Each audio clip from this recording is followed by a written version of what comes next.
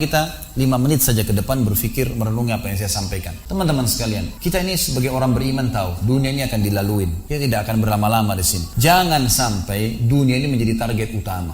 Berantem gara-gara tanah, berebutan karena warisan, berebutan karena jabatan, kadang-kadang berebutan hanya karena masalah pasangan hidup. Dunia ini mungkin di mata antum kelihatan besar kalau dekat. Misal, kalau ada orang punya berlian, besarnya seperti bola pingpong. Itu kaya luar biasa nih.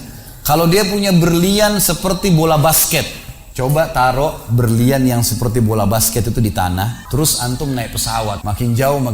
Kelihatan enggak? Orang yang perebutkan tanah 1000 kali 1000 meter, 1 hektar, berapa hektar, tumpah-tumpahan darah. Padahal kalau dia naik pesawat hilang semua tuh. Mobil mewah, bangga-banggaan dengan mereknya. Kalau kita naik pesawat kayak gentong-gentong lagi jalan. Seorang mukmin tahu dunia hanya fasilitas saja untuk mengejar akhirat. Akhirat yang abadi kejar di sana. Walad darul akhiratu lahiyal hayawan, kata Allah. Darul akhirah, tempat akhirat adalah kehidupan yang abadi. Di akhirat kata Nabi SAW, tidak ada capek. Tidak ada capek. Nggak ada gangguan orang. Nggak ada sedih. Nggak ada penyakit. Nggak ada buang air besar. Nggak ada buang air kecil. Makanan dan minuman yang dimakan ahli surga yang tidak dibutuhkan oleh tubuhnya akan keluar dalam bentuk keringat yang lebih wangi dari bau kasturi. Nggak ada lagi masa tua. Nggak ada masa anak-anak.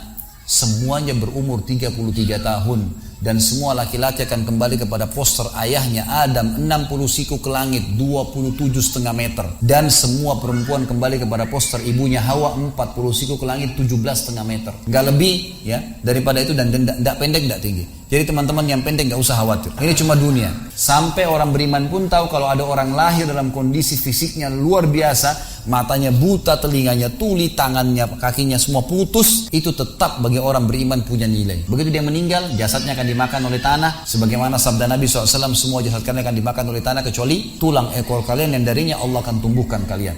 Di akhirat ditumbuhkan jasad yang baru. Itu yang akan hidup bersama kita di surga atau di neraka, gitu kan? Jadi ini cuma dunia sebentar. Untuk apa dikejar? Ingat, Nabi SAW pernah keluar dalam hadis Bukhari dari masjid beliau, kemudian beliau menggambar kotak. Lalu beliau mengatakan, inilah kotak kehidupan manusia. Seperti meja ini misalnya, inilah kotak kehidupan manusia. Lalu Nabi SAW menggaris dari luar kotak, di bawah kaki beliau, digaris, dilewatin kotak ini sampai melewati kotak tengah, di depan, panjang. Lalu kata Nabi SAW, ini angan-angan manusia. Ini angan-angannya. Angan-angannya melampaui kehidupannya. Lebih 500 tahun ke depan. Padahal umurnya cuma 60-70. Lalu Nabi SAW menarik dengan tongkatnya dengan keras dari sisi kanan garis kotak. Digaris dengan keras sampai terbongkar tanah itu digaris. Dan memutus garis tengah itu. Lalu beliau mengatakan, dan ini kematian yang akan datang memutus angan-angannya. Di Jakarta kemarin teman-teman sekalian, kisah nyata. Bawa kresek banyak sekali. Habis belanja buat keluarganya. Mobilnya Masya Allah mewah luar biasa. Super lux, parkir, tukang parkirnya sangat senang nih, karena ini orang kaya, pasti kasih tip yang banyak gitu. Naik di mobilnya, di starter mobil, tidak pakai supir kebetulan, dia nyalain, mobil di depan ada, mobil di belakang. Tiba-tiba orang ini tuh starter mobilnya, diinjak gas dengan sangat keras, mundur ke belakang, nabrak mobil di belakang, hancur total. Tukang parkirnya pun tadi jadi marah, Pak, apa nggak lihat, ngambil marah-marah. Tapi anehnya orang ini gasnya terus kencang. Maka tukang parkir curiga, dibuka pintu, orang itu sudah meninggal dunia. Teman-teman sekalian, pernah nggak orang ini berpikir dia akan mati pada saat keluar dari mall? Kalau dia tahu dia tidak bakal keluar ke mall tuh. Di depan mata saya pernah ada orang meninggal di rumah sakit ayah saya. Kebetulan di Makassar beliau punya rumah sakit. Dan itu di pinggir jalan raya. Sore hari subhanallah ada anak muda. Saya pas lagi di teras lantai 2 rumah ayah saya itu kelihatan jalan raya. Jadi kelihatan orang kejadian ini. Ada anak muda lagi pakai motor, waktu itu motor baru dia jalan. Jadi jalurnya 2 jalur gitu kan. Rupanya motor itu dari arah sana. Kemudian di sini ada mobil pick up yang pelan jalannya gitu. Ada mobil truk pelan jalannya. Di belakang ini rupanya ada mobil truk pelan, di belakang ada mobil pick up. Mobil pick up ini mungkin kena terganggu. Dia bukan ngelewatin dari kiri, dia keluar ke jalur sebelah. Keluar, motor yang tadi lagi kencang, dia tidak sangka tabrak. Meninggal di tempat. Jatuh tergeletak, motornya dibawa, dicek di rumah sakit ayah saya di klinik. Ternyata sudah meninggal dunia. Saya lihat orang itu subhanallah tergeletak. Ada beberapa produk yang dia bawa di motornya. Orang ini pernah berpikir nggak ya waktu keluar rumah tadi akan dia tabrakan, dia akan jatuh? Saya yakin tidak. Kalau dia berpikir dia tidak akan keluar dari rumahnya. Tapi begitulah ajal kalau datang teman-teman sekalian. Kalau datang tidak akan terlambat sesaat atau berkurang sesaat. Harus pahamin. Jadi jangan sampai kita berlebihan. Kalau seandainya Anda ke dokter, lalu kemudian dokter mengatakan, maaf Pak, Bu, umurnya tinggal 2 minggu menurut ilmu medis. Ini ada penyakit parah, tinggal 2 minggu. Dokter nggak bisa obatin lagi. Kira-kira orang yang seperti ini sudah divonis sama dokter akan mati 2 minggu lagi. Nggak bisa lagi hidup orang ini. Kemudian ada orang datang, temannya bilang, itu si fulan ceritain kamu. Kira-kira dia masih mau ribut berkelahi? Itu orang tuh mau mengambil hakmu, masih mau mengebut lagi? Sudah semua? Enggak, sudah. Ini 2 minggu lagi mati. Semestinya teman-teman tidak usah tunggu vonis dokternya. Siapa yang bisa jamin sekarang di masjid ini teman-teman ada dari tembok ini tiba-tiba malaikat maut, saya lihat antum tidak lihat, malah roh saya tinggal dikenang. Khalid Basalamah pernah ceramah, selesai. Dan Anda juga bisa begitu setiap saat. Bagaimana orang bisa tenang nih dalam kemaksiatan kepada Allah sementara setiap saat malaikat maut bisa datang jemput dia dan ada hisab semuanya. Ini bahaya sekali. Saya pernah mengadakan pelatihan teman-teman sekalian di masjid yang besar. Masya Allah mungkin seperti ini malah lebih besar. Lantai 2 juga seperti ini dan penuh. Di lantai 2 itu ada banyak ibu-ibu akhwatnya. Saya bicara masalah kematian selama 2 jam materi lengkap. Sebelumnya saya bilang sama panitia tolong supaya lebih hidup suasananya, siapkan kebutuhan jenazah, meja, kain kafan, sama menyan-menyannya semua. Kemudian di sebelah masjid buatin liang lahat. Baik Ustaz. Selesai saya ceramah 2 jam, saya bilang, Bapak Ibu sekalian, saya mau ajak Anda 5 menit coba menjadi jenazah. Ada yang mau? Sempat ada yang angkat tangan depan saya. Kebetulan teman kita ini, saudara kita tukang batu. Adiknya dia kembar anak SMA sering ikut pengajian saya gitu. Dia hadir juga. Dia bilang, saya Ustaz, Pak saya minta tolong satu hal ya. Kalau Bapak naik nanti di atas meja ini, dibungkus dengan kain kafan oleh panitia, tutup mata Anda dan bayangkan Anda sudah mati dan dengarkan apa yang saya ucapkan. Baik Ustaz. Saya juga bilang sama panitia di atas masjid waktu itu ibu-ibu, silakan kalau ibu mau coba panitia tolong bantu. Pandu waktu sebelum pengajian. Ringkasnya adalah dia naik. Subhanallah begitu dia naik, Bapak Ibu sekalian, orang ini naik di atas meja, begitu tutup matanya dan ditempelin kain kafan di pipinya. Ini kain kafan asli kita beli. Ditempel di pipinya langsung dia nangis. Nangis dia, terisak-isak. Lalu kemudian panitia taruh tangannya di dadanya terus dibungkus gitu kan. Lalu saya bilang, Pak, coba renungin sekarang Anda sudah mati dan hiruk-piruk di masjid ini ada orang nangis. Kebetulan adiknya dia yang kembar ini murid saya duduk di sebelah kiri kanannya dan membayangkan benar kakaknya meninggal. Mereka betul-betul menangis gitu. Ada jemaah-jemaah juga yang lain pada nangis. Hanya saya bilang hiruk-piruk masjid ini yang sedang menangis, ada yang sedang ngobrol. Ini anggap di rumah Anda pada saat Anda meninggal dunia dan Anda tidak bisa protes. Panitia pun menaruh tangan kanan di atas tangan kiri, kita nggak bisa protes taruh di dada. Dibungkus dengan kain kafan pun nggak bisa. Pak, bayangkan semua peluang amal saleh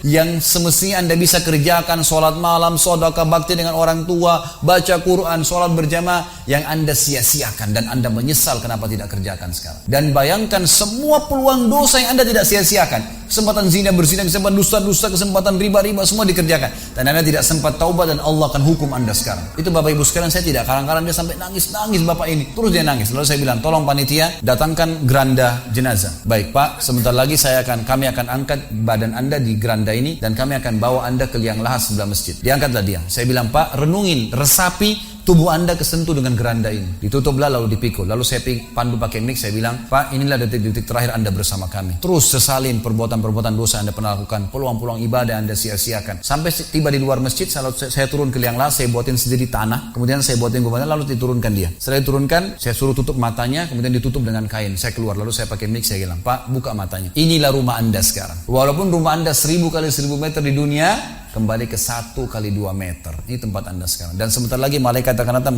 menanyakan kepada Anda pertanyaan yang Anda sudah tahu. Lalu saya bilang, buka. Dibuka kain tersebut. Lalu saya bilang, teman panitia bantu bapak ini keluar. Waktu dia keluar dari kuburan liang lahat itu teman-teman, sempoyongan, kayak orang yang sudah pusing gitu, keluar. Kemudian saya bawa ke masjid. Saya pegang tangannya masuk ke masjid, duduk. Lalu saya kasih mic, Pak, tolong ceritakan pengalamannya kepada jemaah jadi jenazah 5 menit. Itu dia pegang mic, gemetaran. Ustaz, saya tobat. Saya durhaka sama orang tua, saya nggak sholat, saya begini. Ini dia lupain, ada ribuan jemaah depannya nih. Dia nangis-nangis, sebutin semua kesalahannya. Semua pada banyak ikut nangis, kayak orang ketakutan betul. Selesai, saya panggil siapa lagi yang mau coba? 2, 3, 4 orang. Rata-rata semua begitu keadaannya. Alhamdulillah mereka sadar seketika pada saat itu. Lalu kemudian saya bilang, penutupan, ada bahkan ibu-ibu yang coba di atas pingsan, ibu itu. Kita bukan nakut-nakutin, tapi memang saya praktekin. Lalu saya bilang begini, Bapak Ibu sekalian, bahwasanya ini hanya praktek, tapi ini akan datang satu waktu Anda dibungkus kain kafan tidak bisa kembali lagi. Sekarang masih bisa kembali beramal soleh. Dan ini pernah diperingatkan oleh Hasan Basri rahimahullah. Beliau pernah ngantar jenazah diikuti oleh seseorang. Lalu Hasan Basri tanya, wahai fulan,